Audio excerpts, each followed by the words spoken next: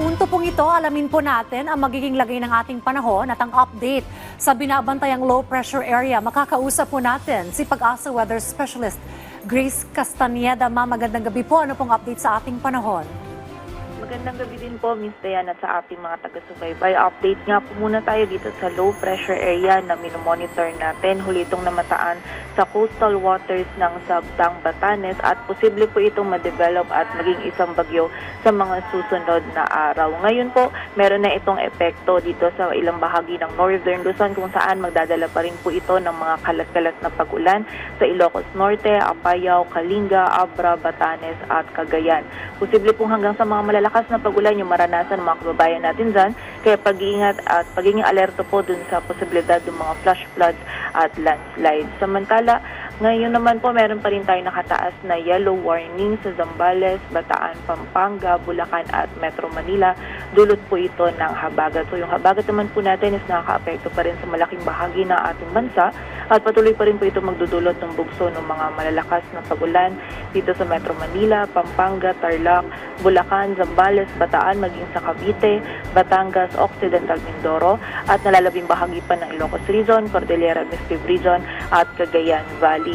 So muli po, pag-iingat pa rin or doble ingat sa mga kababayan natin dahil nga patuloy itong mga malalakas na pag-ulan na posible nating maranasan.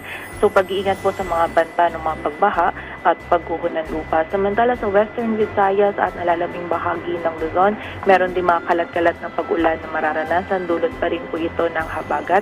At sa nalalabing bahagi ng ating bansa, magiging bahagyang maulap hanggang sa maulap yung ating kalangitan. Ngunit pagsapit po ng hapon at gabi ay may tsansa tayo ng mga biglaang pag-ulan, pagkilat at pagkulog. Dulot pa rin po ito ng habagat. At yan po muna ang latest dito sa Weather Forecasting Center ng Pag-asa. Grace Castañeda, magandang gabi po. Miss Grace, nabanggit ninyo na itong LPA ay posibleng maging bagyo. So ano po ang nakikita natin within the next 24 hours po ba? Posible po itong maging bagyo ang LPA na ito, ma'am? Yes po, sa latest analysis po natin, naka-medium po tayo dito sa LPA na po na ito. Ibig sabihin po, tumataas yung chance nito na maging bagyo but not within 24 hours po. So in-expect po natin, posibleng bukas ng gabi or sa Sabado po, ito ay maging isang ganap na bagyo. And then nakita din po natin kapag ito nga ay naging isang ganap na bagyo, posible po tayo magkaroon ng mga wind signal sa area po ng Batanes. Alright, ano po yung nakikita po nating direksyon na tinatahak po at tatahakin po nitong LPA na posible nga pong maging bagyo, ma'am?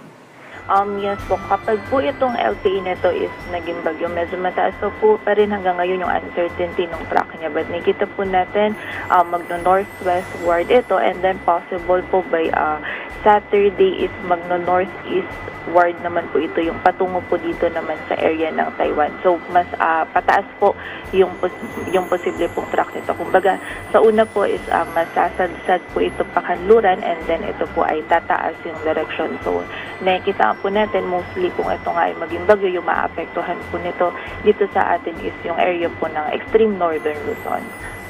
Walang datong maraming salamat po sa update, Pag-asa Weather Specialist Miss Grace Castañeda.